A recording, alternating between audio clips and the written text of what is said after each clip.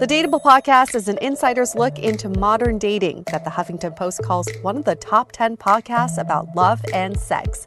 On each episode, we'll talk to real daters about everything from sex parties to sex droughts, date fails to diaper fetishes, and first moves to first loves. I'm your host, Yue Xu, former dating coach turned dating sociologist. You'll also hear from my co-host and producer, Julie Krafchick, as we explore this crazy dateable world. Hi, Brunchables. Welcome to this week's episode of Brunch Talk by the Dateable podcast, where we answer your burning dating questions. And we like to be generous with our answers, so we will try to answer all of the questions you all are sending in, and we'll answer it in a way that hopefully can apply to many different scenarios. But first, brunch. So for everyone that's submitted, thank you. And I think what's great about this is that we do start to see patterns a lot, and it's a reminder again that you're never alone in your questions. So even if you are thinking, oh, this might just apply to me, send it anyways, because if it does, we'll abstract it into something that we're seeing from the larger good. And we love these questions because it does bring back so many feelings for me. I just remember just being in the same boat. I feel like every question has been completely relatable for me, and I've been through it. Yeah, I think some of them I'm in the current boat. Even the one today, I'm like, I can relate to some of this. So I feel like regardless of your relationship status, I feel like this stuff comes up all the time. I mean, obviously some more than others, like the one we did a couple weeks ago about paying on the first date. Maybe that's not as relevant as if you're in a relationship. But I would say that, it's more of a philosophical conversation in general that all people could relate to. But for the most part, a lot of them, I think, relate across the board, or, you never know what stage you're going to be in. Maybe you're not in a relationship today, but you will be soon. Things can change real fast in modern dating. And doesn't it feel good to know there are other people pondering the same things as you? You are not alone in this. You may think you're overreacting or overthinking, but you're going to find other people who are in the same boat. And that's our goal here, is to create a community of people who are going through all of this together, and we can help each other out through Brunch Talk. I feel like when I was in the thick of dating, I would say it was in 2012, like when Tinder first came out. And not that that was the end of when I dated, clearly, but it was, I think, the intro to it. And it was in a time where I was going on a lot of dates, and none of them were going past date number 3 ever. Mm-hmm. And I really thought something was wrong with me, fundamentally wrong with me. And I think that was a big ammunition of starting this podcast, because I realized, no, it actually isn't. And it's just, part of it is everyone goes through this, and some of it's just growth and learning. And then also another part of it is how modern dating is in today's world, that it's kind of setting us up in a lot of these ways if we're not able to navigate through it. So having something like this that makes you feel not alone is so, so valuable. Sometimes even having the answer is less valuable than knowing that it's just something you need to go through. And sometimes that's the reality, is that not everything has a perfectly outlined answer. Something I'm very proud of that we do is that, yes, we'll answer the question, but we'll also help you reframe the question. Yeah. Sometimes our questions are very much focused and biased. And it reminds me of our season finale with Anna Machen, who talks about why we love. One of the main points that she brought up was, there's no such thing as instant chemistry when it comes to gauging your compatibility. Yes, you can have instant chemistry, but that doesn't necessarily mean you're going to have a long, healthy relationship because of it. I bring this up because sometimes we structure our questions like, do you think if we don't have instant chemistry that this could work? Well, the question, yes, makes sense, but also reframing that question to think, what if instant chemistry is not the indicator? Right. You're not trying to gauge anything from instant chemistry. Then you would probably reframe your question a little differently. Yeah, it makes me think, we haven't aired this episode yet. It will be in season 15. So Yue and I are hard at work for season 15. And there was an episode that we recently recorded where the guest basically said a lot of people don't stop to ask themselves a lot of these reflection questions of where this came from, what does this really mean? And I feel like we kind of had that conversation in the episode we did about the science of self-awareness too. Mm-hmm. And that's clearly a theme of Dateable. And the people that listen to this, I think the biggest thing that we can all do is really take that beat to reflect, opposed to just go, go, go. And that's where so many people run into issues. And hopefully by listening to this podcast, we're helping setting you above the rest. So let's get into this question. The question is, how do I know if I'm rushing into things or not? Ooh, okay. So more context. This is a good one. How do you know if you're ready for big milestones of relationships, saying the L word, going on a long trip, moving in, or so on? I'm not looking for a time map, but rather, how do I recognize that I'm ready to take the next step? I know there are certain things that you know when you know, but I feel like I can't trust my instincts as the only data point I have is my previous relationship where we both exhibited unhealthy tendencies, and this doesn't seem like a good baseline. Perfect example of a question that could use a little reframing. So instead of thinking, how do I know if I'm rushing into things or not, which implies that you're basing your relationship on a timeline, and that timeline's not yours, it's someone else's. Reframe of this question could be, how do I know when it's time to progress the relationship forward? Mm-hmm. And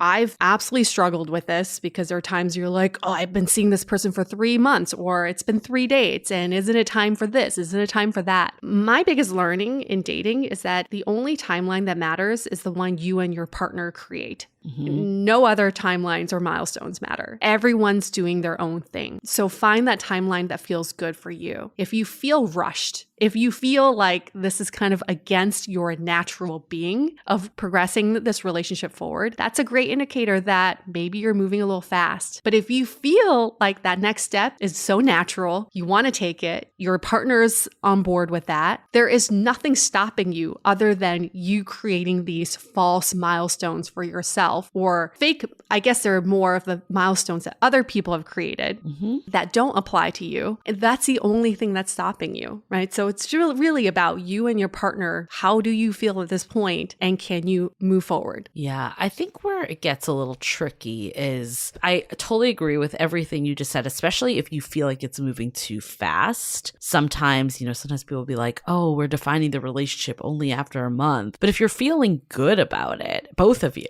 then I don't think you're rushing into things. And I think sometimes we think that whatever decision we make needs to be forever. And, even something as big as moving in together, if it really doesn't work out, it's not like you were stuck forever in this position. While it's not ideal, it's definitely going to be challenging, and you don't necessarily want to set it up for that. It doesn't need to be like, if I make this call, I will never be able to reverse it. Fuck, even marriage you can reverse. Again, not saying you want to, but like you can if you need to, right? So probably children's the only thing you really can't reverse. Anyways, I think the other piece, though, is sometimes, and I can hear like fear in this question, we get paralyzed to move forward because of fear. And especially if you have less than desirable past experiences to draw from, I can see where that is coming from. Of course, we don't know the whole ins and outs of this person's situation, but let's say your past relationship did move fast and it ended up feeling unhealthy. Of course, you're going to be afraid to take those next steps with someone new because you think the same thing is going to happen. But you have to recognize that this is a different person. Your dynamic is different. Maybe you've grown a lot since your last relationship. It doesn't mean that however you were at one point in your life is how you are now. And I think we see this happening to people that haven't been in a lot of relationships. We've gotten this single identity for so long that it's hard to almost see us in this new identity. And I think instead of,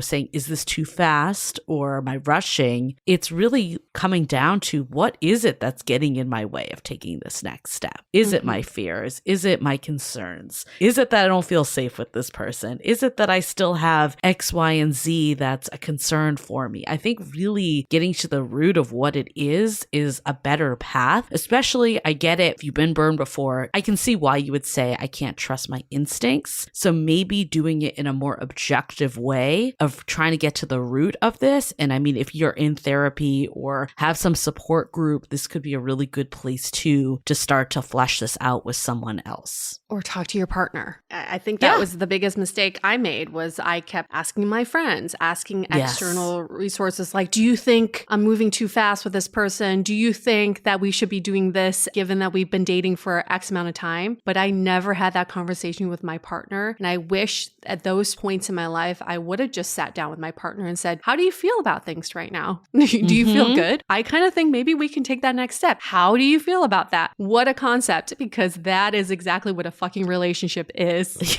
when you do these check-ins and ask, how are you feeling? You feeling good? There's only so much your friends, Dateable Podcast can tell you, but we are not mind readers and we can't speak for your partner. The only thing that I think matters in any kind of situation like this is focus on the things you have control of. You have no control of the future. You have no control of what your partner feels. You only have control over your feelings and what you want. And so if what you want is progressing this relationship, think about what it is you can do in your control to progress the relationship forward. I think it's great if you get on the same page with your partner or ask them to get on the same page, and you'll know earlier in a relationship if they are or not. If they don't feel, it's not so much like they're on the same page. If they don't feel that there's a future or they don't feel like they want to progress further, then you have your answer. Right. Instead of waiting to think, oh, maybe I scared this person off, or I shouldn't have asked so early. No, it's actually better to know earlier if they want to work on this with you or not.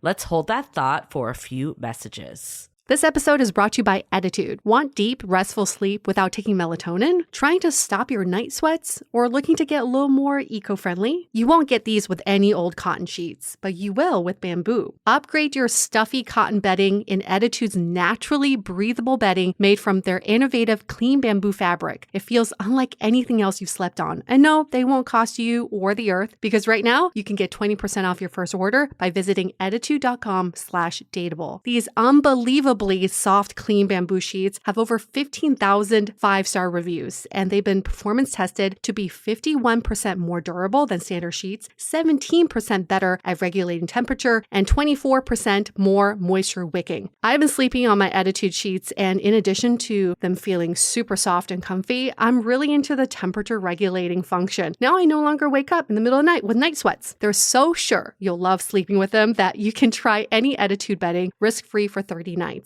If you're not completely satisfied, you can return it for a full refund. Don't forget, you can get 20% off your order plus free shipping for a limited time when you visit attitude.com/dateable. That's ETTITUDE.com/DATEABLE. This is Attitude's best offer right now, so don't wait. Order today for free shipping and 20% off your order at attitude.com/dateable. This episode is made possible by Sugar Break. I have a confession. I have a sweet tooth, and every year I make it a goal to eat less sugar. And I'm not alone. 90% of Americans are actively trying to reduce their sugar intake. Now, this year, I may actually accomplish that goal with Sugar Break, a plant-based natural solution that helps people manage their blood sugar as part of a healthy lifestyle without completely altering their daily lives or costing an arm and a leg. There are 3 core products. The Sugar Break Resist is a natural minty fresh breath strip that blocks sweet taste in food and curbs sugar cravings on the spot. Sugar Break Stabilize is a pre-meal capsule made with white mulberry leaf, a powerful plant ingredient that helps block carb and sugar absorption and slow down digestion. And then there's Sugar Break Reduce, a daily capsule that helps maintain healthy, balanced blood sugar day in and day out. Of course, please consult your doctor before starting any supplements. Now, for our listeners only, get 15% off your entire order. Just visit sugarbreak.com/dateable and use the code DATEABLE for 15% off. This applies to any products on the site. Again, just go to www.sugarbreak.com/dateable and use the code DATEABLE for 15% off your entire order. I think it depends where this is coming from too, the moving too fast, because the examples this person gave were pretty broad, right? Saying the L word, saying going on a long trip, moving in, like all that stuff I think is different than maybe someone not being open to committing. While I think you definitely need to talk to your partner, I'm 100% on board with that, of course. Some of it does come from deep-rooted stuff of ourselves. Like there's a reason, why sometimes saying the L word, I'll use that one as the first example, is difficult. Maybe it wasn't something that was said in your family. Maybe you said it too soon in the past and it caused problems. None of that has to do with your partner. So I think the more you can talk to your partner, if you are having hesitations about rushing in, is sharing past examples of where you're coming from. But that's why I think it's also important. Well, I don't think you should ever exclude your partner from this convo. Talking to like a trained therapist, if that's where you are, is a good supplement to that, because it's sometimes hard to figure out what is the us issue or what is the me issue. You get 10% off at BetterHelp by going to betterhelp.com and using the code DATEABLE, and you can be matched with a therapist. DATEABLE. You can be matched with a therapist in under 48 hours, and they'll help you virtually. It's more affordable than in-person therapy.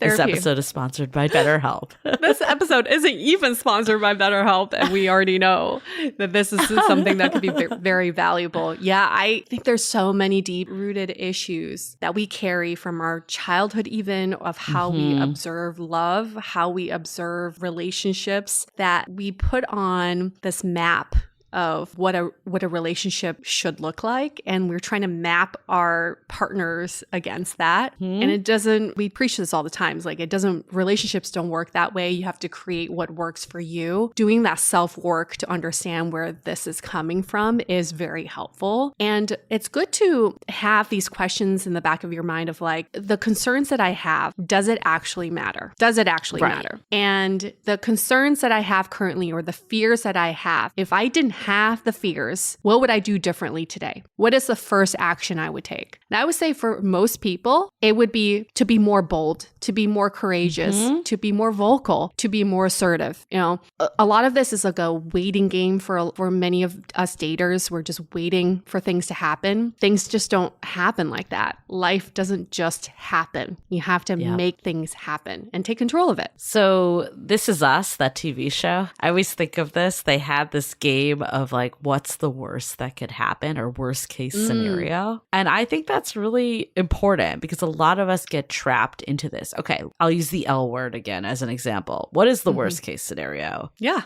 Let's say you rush into it and you say it too fast, and then in a month you're out of love. So like, you did feel it in that moment. Yeah. If worst case scenario is if you feel it and then the person isn't there yet, they'll tell you, you'll either learn that they're never going to get there, or they'll tell you, I'm not there yet because of X, Y, and Z. And this is my past experience. And then you'll just learn more about your partner. So I feel like in both scenarios, it's not actually that bad. And if you can take that with all these steps and have it as a dialogue, and, I would, again, getting to the root of why you feel like rushing is a thing. If you're the person rushing, maybe there's some fear behind that too. I can relate to that of, like fear of abandonment. Like once you actually have, a partner, you want to make it happen, right? And you don't want things to fall apart. And I think there's a very big fear in that, as much as the other side of like fear of things progressing and, losing freedoms or making the wrong choice, or there's so many fears that creep in. So the more we can just get some of that out on the table and start to navigate it, whether it's with your partner or with a professional, depending on what it is, I think that's really like the core of all this. What's interesting about this question is that it just shows you how fucked up modern dating is. Because when relationships actually progress and you DTR and you say the L word, so many people pause and think, what is wrong?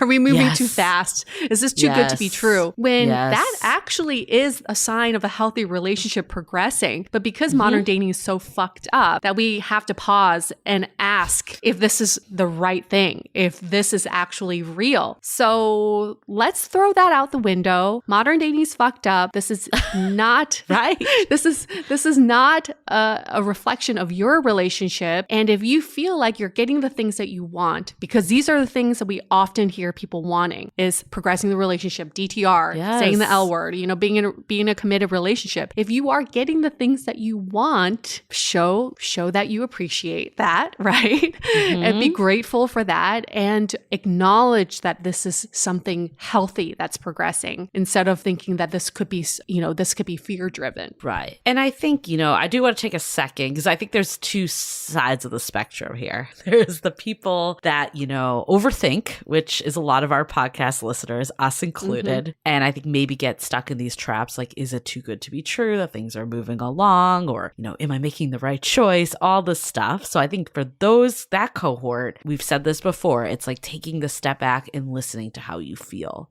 Do I feel good with this person? Do I feel like I always want to be with them? Do I feel like, I can't imagine my life without them? Like that's all really important. Your brain can literally talk you out of anything. So that's for those people. But I want to talk about the people that just go, because we also have that cohort too, that maybe this person that wrote in was that person that just went before and then noticed these unhealthy behaviors and is trying to course correct now. So for those people, I think it's important to maybe turn the brain on a little more. We all know kind of where we fall on the spectrum here. And usually I feel like it's pretty extreme. I feel like, it takes a lot of work to get to that middle ground, and that's the work we all do. But a lot of times, especially when we have these questions, we typically fall onto one side of the spectrum a bit more. So I think for the people that are maybe second guessing their instincts because they've gone with their feelings too much before, in that case, I think it makes sense to be a little more logical with it of, how well do I really know this person? Do I feel seen and heard with this person? Do I feel secure with this person? Asking yourself the fundamental questions opposed to like, I'm just having a good time, right? So I think that can be dangerous too. It can definitely be dangerous, but I'm so jealous of underthinkers. I wish I could be an underthinker, and part of me is trying to be more spontaneous and underthink things. And I think ultimately, like if you jump into a relationship and you find that it's not right, like Julie said, what's the worst that can happen? You break up, you part ways. I think the worst thing that can happen is inaction, of not doing things, the things that could have been. I often bring up this example of my college friend whose husband has stage 4 stomach cancer. And she's like, we wasted so much time in the beginning with game playing or trying to read each other's minds, but when we could have really just gotten that time back to spend with each other. Because that's what you're looking for, right? It's like someone to spend and do life with. So part of me is like, maybe just underthink and go, do the things as long as you're able to learn and process that learning and use it for your next relationship. Don't just go mindlessly, because then you're not learning anything. You're just repeating patterns. Kind of like, you have maybe a microwave relationship and you ask, what did I learn from that? What is something that I want in a relationship, in a partner? Then you take that to your next one. Yeah, I love that. As long as you can stop and reflect, you're not just doing the definition of insanity, the same thing over and over. But I think a lot of times we do course correct, like extremes. Yes. So having that, each experience building on each other and just continuing to course correct till you hit that more equilibrium, that is, that's progress. And I think the only way you can really get there is by having relational moments with people. Like I think so many times we think this self-reflection and, doing the work is solo and then we'll be ready for a relationship, but it doesn't work that way. I mean, of course, like if there's major things you need to resolve, by all means resolve them. But I think you can also do that with a partner. There may be some things that you should do with a therapist solo. It doesn't need to be so either or. And, again, what's the worst that could happen? If it's really not working out, a lot of the problem when it doesn't work out is our expectations, that we get so ahead of ourselves. I can see if you say, I love you too fast, and then it doesn't work out, or I don't even want to say I love you too fast, because what does that mean? Say you just say it within the first month. I'm just giving an example. Not saying that's too fast, but example. I think the expectation can't be like after, if it doesn't work out, oh my God, but we loved each other. Like I think it needs to be the reality of current day. Yeah, you might have loved each other, but current day, it's not working out. And that's all you need to know. So I think that's when it gets dangerous, maybe, is when we set ourselves back because we're unraveling this kind of fast-paced expectations and this vision of the future that we've laid out. But as long as we can stay in like, what is it that I'm presently feeling, whether it's good or bad, then I don't think that is ever gonna like put you in a bad situation. It's only letting you learn. Yeah, that's your truth. Exactly. It gets scary when we live in a fantasy, either direction. you know? Well, I think we distilled this one. I'm not sure if we gave an exact answer. Really, there's no rushing it. It's having the conversations with your partner, the deep ones with yourself even, to get clear of what it is, and not abiding by timelines that are out there, not feeling like that defines if something's too fast or not. It's how do you feel and how can you remove the fear and see what's actually getting in your way to make those decisions. Fuck the timelines, guys. Fuck the timelines. But embrace the brunch. That was a great topic. Again, send in your questions. You can email us hello@dateablepodcast.com. You can also go to our website, dateablepodcast.com, and submit from there. Or you can DM us on Instagram @dateablepodcast. Many different ways of contacting us. And don't feel like, oh, I shouldn't ask this question. Maybe it's been asked already. Don't feel that way. Keep sending them in. We love repeat questions or nuanced questions. Just do it. We love answering them. And make sure to subscribe so you get all these brunch talks delivered to you as soon as they go out. And then also the main episode. Even though we are currently on our off season, that doesn't mean that we're not going to have an episode every week. And we're gearing up for an even better season 15. Woohoo. Have a lovely brunch, and we will talk to you all next week. Happy brunch. The Dateable Podcast is part of the Frolic Podcast Network. Find more podcasts you'll love at frolic.media/podcasts. Want to continue the conversation? First, follow us on Instagram, Facebook, and Twitter with the handle @Dateable Podcast. Tag us in any post with the hashtag StayDateable, and trust us, we look at all of those posts. Then head over to our website, dateablepodcast.com. There you'll find all the episodes as well as articles, videos, and our coaching service with vetted industry experts. You can also find our premium Why series where we dissect, analyze, and offer solutions to some of the most common dating conundrums. We're also downloadable for free on Spotify, Apple Podcasts, Google Play, Overcast, Stitcher Radio, and other podcast platforms. Your feedback is valuable to us, so don't forget to leave us a review. And most importantly, remember to stay dateable.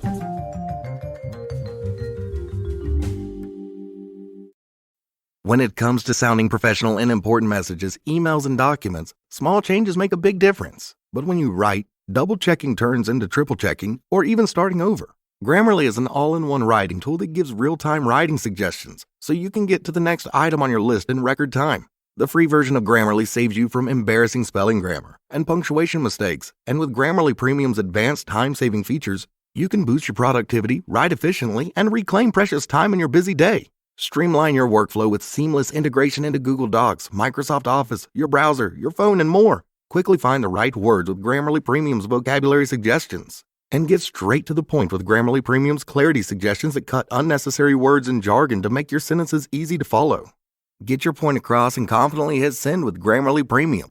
Get 20% off Grammarly Premium by signing up at Grammarly.com/podcast. That's 20% off at GRAMMARLY.com/podcast.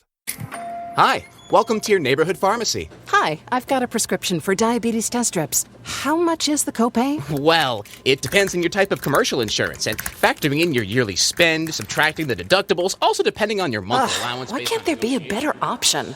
Or you could try Contour Next test strips. A 35 count's only $19.99 over the counter and proven to be highly accurate. Go to contournext.com/radio to see if over-the-counter strips are a more affordable option for you. I think I'll try Contour Next.